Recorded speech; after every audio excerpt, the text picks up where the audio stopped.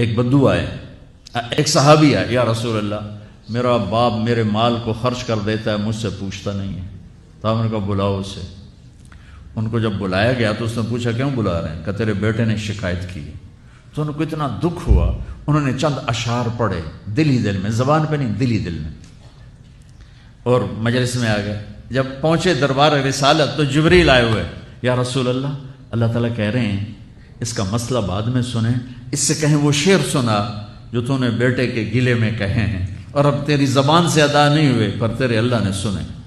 تو آپ نے اس سے فرمایا اچھا بھائی تیری گل تو میں بعد میں سنوں گا، تو پہلے میں نے شعر سنا۔ انہوں نے کہا اشہد انک رسول اللہ، میں گواہی دیتا ہوں آپ اللہ کے رسول ہیں۔ یا رسول اللہ میں نے دکھ میں چند اشعار زبان سے نہیں دل ہی دل میں دہرائے تھے، اور آپ کے رب نے عرشوں پہ سنا، واقعی آپ کا رب بھی سچا اور آپ بھی سچے۔ آپ نے کہا کیا کہا تھا؟ غدوک مولودا ومنتک یافعا تعل بما اجنی علیک وتنہل واذا ذاقتک بالسقم لم ابت لسقمک الا ساہرا اتململ کأنی انا المتروک دونک بالذی ترکت به عینی وعینی تحمل تخاف الردى نفسی علیک وانها لتعلم ان الموت وقت مؤجل فلما بلغت السن والغایة التي الیها مدى ما فیک اؤمل جعلت جزائی غلظة وفظاظة كأنك انت المنعم المتفضل فإن لم تر حق ابوبتی فعلت كما الجار المجاور يفعل۔ میرے نبی کے ٹپ ٹپ آنسو۔ کہا میرے بیٹے جس دن تو پیدا ہوا ہم نے اس دن اپنی ذات کے لیے جینا چھوڑ دیا،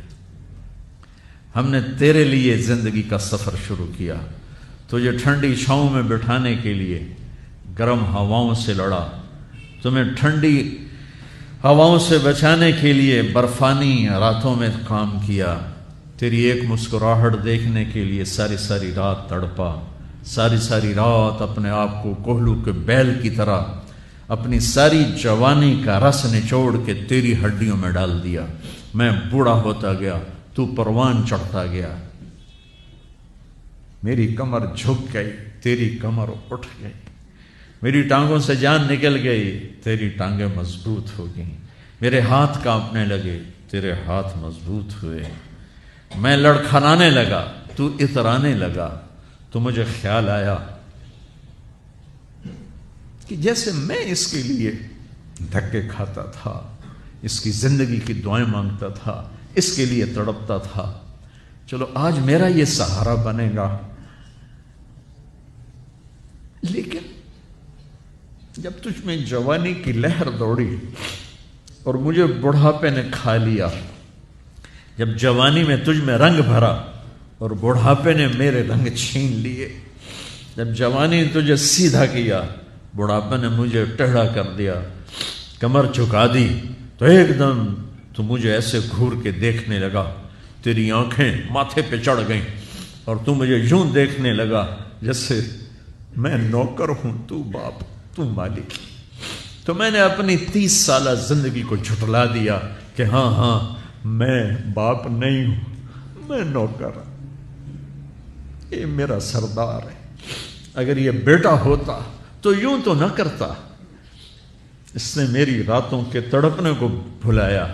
میرے گرمی سردی سے لڑنے کو بھلایا، کولو کے بیل کی طرح میرے چکر کاٹنے کو بھلایا، اپنی خوشیوں کو دفن کر دیا اپنے سینے میں،